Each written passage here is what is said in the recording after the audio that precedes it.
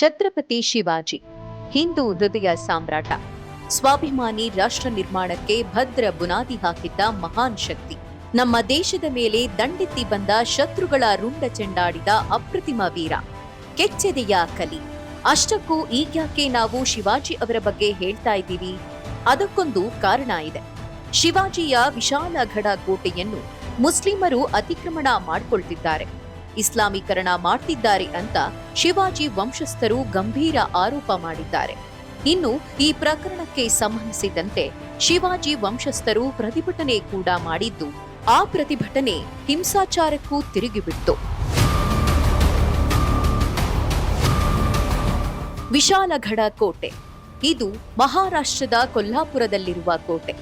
ಇದಕ್ಕೆ ಒಂದು ಇತಿಹಾಸ ಇದೆ.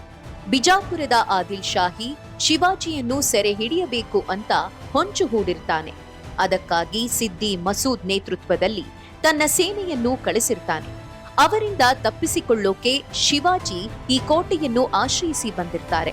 ಹೀಗಾಗಿ ಈ ಕೋಟೆ ಜೊತೆಗೆ ಮರಾಠರು ಒಂದ್ ರೀತಿಯಲ್ಲಿ ಭಾವನಾತ್ಮಕ ಸಂಬಂಧವನ್ನ ಹೊಂದಿದ್ದಾರೆ. ಇದು ಶಿವಾಜಿ ಕೋಟೆ, ನಮ್ಮ ಹಿಂದೂಗಳ ಪ್ರತೀಕ. ಆದ್ರೆ ಈ ಕೋಟೆ ಸುತ್ತ ಮುಸ್ಲಿಮರು ಅತಿ ಹೆಚ್ಚಿನ ಸಂಖ್ಯೆಯಲ್ಲಿ ವಾಸಿಸುತ್ತಿದ್ದು, ಕೋಟೆಯನ್ನು ಇಸ್ಲಾಮೀಕರಣ ಮಾಡಲಾಗ್ತಿದೆ. ಕೋಟೆ ಜಾಗದಲ್ಲಿ ಅನಧಿಕೃತವಾಗಿ ಮಸೀದಿ ನಿರ್ಮಾಣ ಮಾಡ್ತಿದ್ದಾರೆ ಅಂತ ಆರೋಪ ಮಾಡಿದ್ದಾರೆ.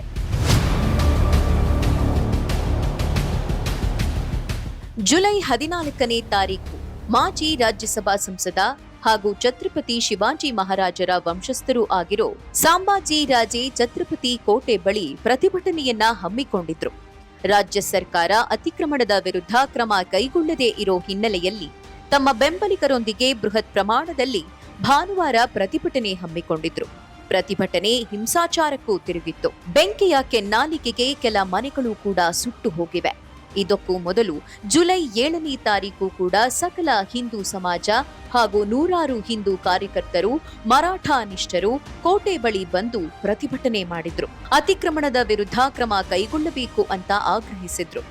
ಜುಲೈ 14ರ ಹಿಂಸಾತ್ಮಕ ಪ್ರತಿಭಟನೆ ಬಳಿಕ ಮಹಾರಾಷ್ಟ್ರ ಸಿಎಂ ಏಕನಾಥ್ ಶಿಂದೆ ಜಿಲ್ಲಾಡಳಿತಕ್ಕೆ ಆದೇಶ ಹೊರಡಿಸಿದ್ದಾರೆ. ಕೋಟೆ ಬಳಿ ಇರೋ ಅತಿಕ್ರಮಣದ ಜಾಗಗಳನ್ನ ವಶಪಡಿಸಿಕೊಳ್ಳಿ. ಹಿಂದೂಗಳೇ ಆಗಲಿ ಮುಸ್ಲಿಮರೇ ಆಗಿರಲಿ, ಯಾರೇ ಅತಿಕ್ರಮಣ ಮಾಡಿದ್ರೂ ಬಿಡಬೇಡಿ ಅಂತ ಆರ್ಡರ್ ಮಾಡಿದ್ದಾರೆ. ಈ ಕೋಟೆ ಬಳಿ ಮುಸ್ಲಿಮರು ಎಲ್ಲೆಂದರಲ್ಲಿ ಅತಿಕ್ರಮಣ ಮಾಡಿಕೊಂಡಿದ್ದಾರೆ. ಅನಧಿಕೃತ ಕಟ್ಟಡಗಳನ್ನ ನಿರ್ಮಿಸಿದ್ದಾರೆ. ಹಲವು ವರ್ಷಗಳಿಂದ ಅನಧಿಕೃತ ಶೆಡ್ಗಳನ್ನ ನಿರ್ಮಾಣ ಮಾಡ್ತಿದ್ದಾರೆ. ಹಾಗೆ ಚಿಕನ್ ಶಾಪ್ಗಳನ್ನು ಹಾಗೂ ಕಸಾಯಿ ಖಾನೆಗಳನ್ನ ಹೆಚ್ಚೆಚ್ಚು ಪ್ರಮಾಣದಲ್ಲಿ ಶುರು ಮಾಡಿದ್ದಾರೆ ಅಂತ ಶಿವಾಜಿ ವಂಶಸ್ಥರು ಆರೋಪ ಮಾಡಿದ್ದಾರೆ. ಜುಲೈ 14ನೇ ತಾರೀಕು ಕೋಟೆ ಬಳಿ ಹೋಗಿ ಪ್ರತಿಭಟನೆ ಮಾಡಿದ ಸಾಂಬಾಜಿ ರಾಜೇ ಅತಿಕ್ರಮಣವನ್ನ ತೆರವು ಮಾಡೋವರೆಗೂ ನಾನು ಈ ಜಾಗದಿಂದ ಒಂದ್ ಹೆಜ್ಜೆನೂ ಕದಲೋದಿಲ್ಲ ಅಂತ ಗುಡುಗಿದ್ರು. ಕೋಟೆ ಬಳಿ ಒಟ್ಟು 158 ಅತಿಕ್ರಮಣ ಜಾಗಗಳಿದ್ದು, ಕೋರ್ಟಿನಲ್ಲಿ ಕೇವಲ 6 ಅತಿಕ್ರಮಣದ ವಿರುದ್ಧ ಮಾತ್ರ ದಾವೆ ಹೂಡಲಾಗಿದೆ. ಉಳಿದವುಗಳ ವಿರುದ್ಧ ಯಾಕಿನ್ನೂ ಕ್ರಮ ಕೈಗೊಂಡಿಲ್ಲ ಅಂತ ಕಿಡಿಕಾರಿದ್ದಾರೆ. ಈ ಪ್ರಕರಣಕ್ಕೆ ಸಂಬಂಧಿಸಿದಂತೆ ಮಾತನಾಡಿದ ಸಾಂಬಾಜಿ ರಾಜೇ, ಇದು ಯಾವುದೇ ಕೋಮುವಾದಕ್ಕೆ ಸಂಬಂಧಪಟ್ಟ ವಿಚಾರವಲ್ಲ. ಇಲ್ಲಿ ಜಸ್ಟ್ ಅತಿಕ್ರಮಣವನ್ನ ತೆರವು ಮಾಡಿ ಅನ್ನೋದಷ್ಟೇ ನಮ್ಮ ಡಿಮ್ಯಾಂಡ್. ಹಿಂದೂಗಳೇ ಆಗಿರಲಿ ಮುಸ್ಲಿಮರೇ ಆಗಲಿ, ಯಾರೇ ಅತಿಕ್ರಮಣ ಮಾಡಿಕೊಂಡಿದ್ರೂ ಕೂಡ ತೆರವುಗೊಳಿಸಿ. ನನಗೆ ಜಾತ್ಯತೀತತೆ ಅಂದ್ರೇನು ಅಂತ ಗೊತ್ತು. ಈ ಬಗ್ಗೆ ನನಗೆ ಪಾಠ ಮಾಡೋಕೆ ಬರಬೇಡಿ ಅಂತ ಖಾರವಾಗಿಯೇ ಪ್ರತಿಕ್ರಿಯಿಸಿದ್ದಾರೆ. ಪ್ರತಿಭಟನೆ ಹಿಂಸಾರೂಪಕ್ಕೆ ತಿರುಗಿದ್ದಕ್ಕೆ ವ್ಯಾಪಕ ಖಂಡನೆ ವ್ಯಕ್ತವಾಗಿದೆ. ಇದಕ್ಕೆ ಸಾಹು ಮಹಾರಾಜ್ ಖಾರವಾಗಿಯೇ ಪ್ರತಿಕ್ರಿಯಿಸಿದ್ದಾರೆ. ಇದು ಸಂಪೂರ್ಣ ಜಿಲ್ಲಾಡಳಿತ ಹಾಗೂ ಪೊಲೀಸರ ವೈಫಲ್ಯ. ಅವರು ಈ ಅತಿಕ್ರಮಣ ಪ್ರಕರಣವನ್ನ ಸರ್ಕಾರ ಗಂಭೀರವಾಗಿ ಪರಿಗಣಿಸಿರಲಿಲ್ಲ ಅಂತ ಆರೋಪಿಸಿದ್ದಾರೆ. ಜಿಲ್ಲಾಡಳಿತ ಮೊದಲೇ ಅತಿಕ್ರಮಣವನ್ನ ತೆರವು ಮಾಡಿದ್ರೆ ಈ ಹಿಂಸಾಚಾರ ನಡೀತಾನೆ ಇರಲಿಲ್ಲ ಅಂತ ತಮ್ಮ ಅಸಮಾಧಾನ ಹೊರಹಾಕಿದ್ದಾರೆ. ವಿಶಾಲ್ಗಢ ಕೋಟೆ ಬಳಿ ಕಟ್ಟಡಗಳು, ಹೋಟೆಲ್ಗಳು, ಖಾಸಗಿ ಪ್ರಾಪರ್ಟಿಗಳು ಹೆಚ್ಚಿವೆ.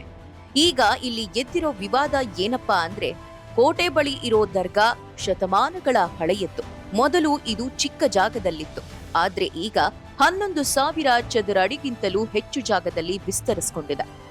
ಹಿಂದೂ ಹೋರಾಟಗಾರರು ಆರೋಪ ಮಾಡ್ತಿರೋದೇನೆಂದ್ರೆ, ರಾಜ್ಯ ಸರ್ಕಾರದ ಅನುಮತಿಯನ್ನು ಪಡೆಯದೆ ದರ್ಗಾ ವಿಸ್ತರಣೆ ಮಾಡಲಾಗಿದೆ. ಇದನ್ನು ಅನಧಿಕೃತವಾಗಿ ವಿಸ್ತರಿಸಲಾಗಿದೆ. ಸರ್ಕಾರದ ದಾಖಲೆಗಳ ಪ್ರಕಾರ ಇಲ್ಲಿಯವರೆಗೂ ದರ್ಗಾ ಸುತ್ತಮುತ್ತ ಒಟ್ಟು 58,000 ಚದರ ಅಡಿಗಳಷ್ಟು ಪ್ರದೇಶವನ್ನ ಅತಿಕ್ರಮಣ ಮಾಡಲಾಗಿದೆ. ಮಸೀದಿ ಹಾಗೂ ದರ್ಗಾ ಬಳಿಯೇ ಅತಿ ಹೆಚ್ಚು ಪ್ರದೇಶವನ್ನ ಅತಿಕ್ರಮಣ ಮಾಡಲಾಗಿದೆ ಅಂತ ಹಿಂದೂಗಳು ಆರೋಪಿಸಿದ್ದಾರೆ. ದರ್ಗಾ ಸುತ್ತಲೂ ವ್ಯಾಪಾರ ಮಾಡೋದಕ್ಕಾಗಿ ಅಂಗಡಿಗಳನ್ನು ನಿರ್ಮಾಣ ಮಾಡಲಾಗಿದೆ. ಯಾವುದೇ ಪಾರಂಪರಿಕ ಕಟ್ಟಡದ ಸುತ್ತಮುತ್ತಲೂ ಕೂಡ ಏನಾದರೂ ನಿರ್ಮಾಣ ಮಾಡಬೇಕಾದ್ರೆ ಪುರಾತತ್ವ ಇಲಾಖೆಯ ಅನುಮತಿಯ ಅಗತ್ಯವಿರುತ್ತೆ.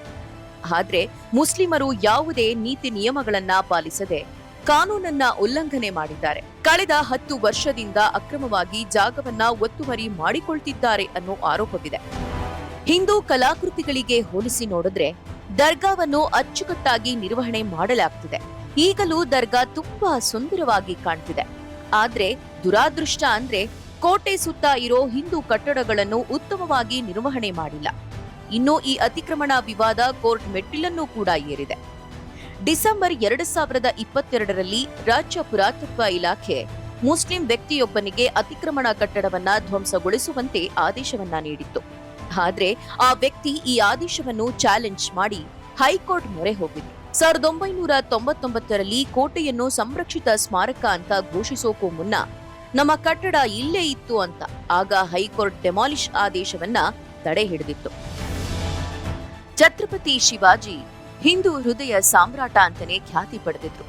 ಈಗ ಅವರು ವಾಸಿಸಿದ್ದ ಕೋಟೆಗೆ ಈ ರೀತಿ ಪರಿಸ್ಥಿತಿ ಬಂದಿರೋದು ಖೇದಕರ ಸಂಗತಿ. ಕೋಟೆ ಸುತ್ತ ಯಾರೇ ಅತಿಕ್ರಮಣ ಮಾಡಿರ್ಲಿ ಅದು ಆದಷ್ಟು ಬೇಗ ತೆರವು ಆಗ್ಬೇಕು.